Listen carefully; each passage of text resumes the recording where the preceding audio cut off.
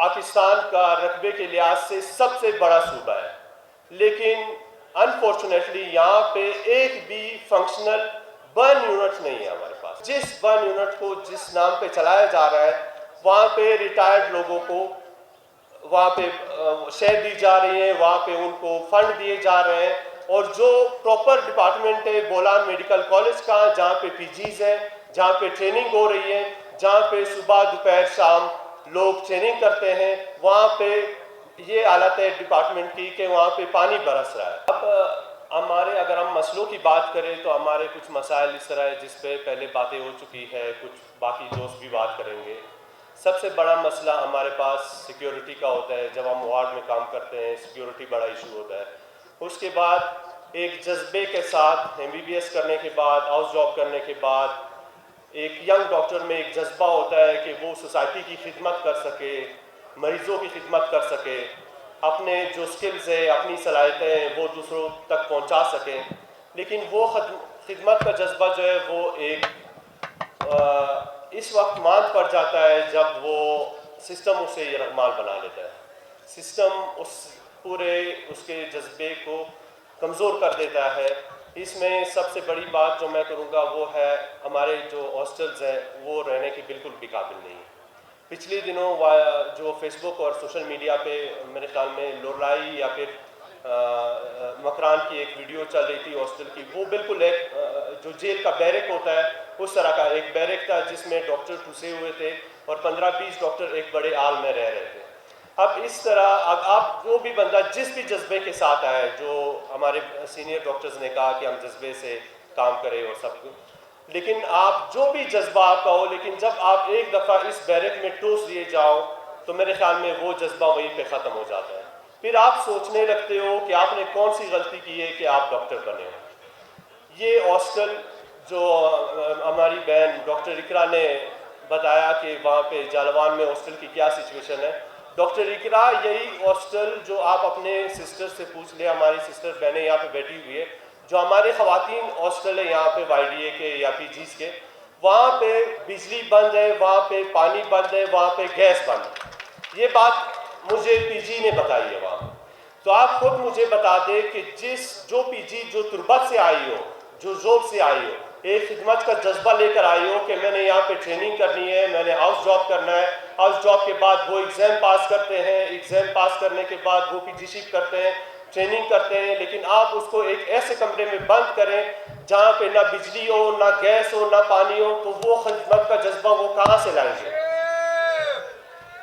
یہ میں اپنی باتیں میں ذرا مختصر کرنا چاہتا ہوں کیونکہ میرے خیال میں ٹائم وہ اختتام کی طرف بڑھ رہے ہیں۔ دوسرا مسئلہ جابز کا ہے۔ یہی لوگ جب PG شپ کرتے ہیں، ہم جابز کی طرف آتے ہیں تو ہمارے پاس جابز نہیں ہوتی ہیں۔ ہمارے ینگ کنسلٹنٹ سارے بے روزگار پھر رہے ہیں۔ جو ڈسکشن ہماری ہوئی ہے میرے خیال میں 600 سے زیادہ FCPS کوالیفائڈ FCPS جو ملک کی بڑی یونیورسٹیز، بڑے ہاسپٹلز میں ٹریننگ کر کے، بڑے ہاسپٹلز میں کام کر کے، FCPS کر کے وہ یہاں پہ آئے ہیں اور وہ بے روزگار پھر رہے ہیں۔ ان میں سے کسی کے پاس کانٹریکٹ کی جاب ہے، کوئی اپنا گھر میڈیکل آفیسر کے 1 لاکھ روپے سیلری سے چلا رہا ہے۔ یہ ہماری جابز کی سچویشن ہے۔ تو یہاں پہ آپ مجھے بتا دیں کہ اس سچویشن میں ہم کہاں سے وہ خدمت کا جذبہ لے کر آئے کہ ہم عوام کی خدمت کر سکیں۔ اوپر سے ہمیں یہ تانے دیے جاتے ہیں کہ جی ہم بلیک میلرز ہیں، ہم سسٹم کو یرغمال بنا رہے ہیں۔ اب آپ مجھے بتائیں سسٹم کو ہم یرغمال بنا رہے ہیں یا سسٹم ہمیں کمزور کر رہا ہے؟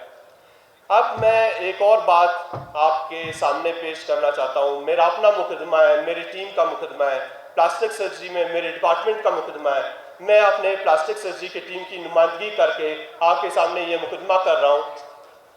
کہ یہ صوبہ پاکستان کا رقبے کے لحاظ سے سب سے بڑا صوبہ ہے، لیکن انفارچونیٹلی یہاں پہ ایک بھی فنکشنل برن یونٹ نہیں ہے ہمارے پاس، اور جس برن یونٹ کو جس نام پہ چلایا جا رہا ہے وہاں پہ ریٹائرڈ لوگوں کو وہاں پہ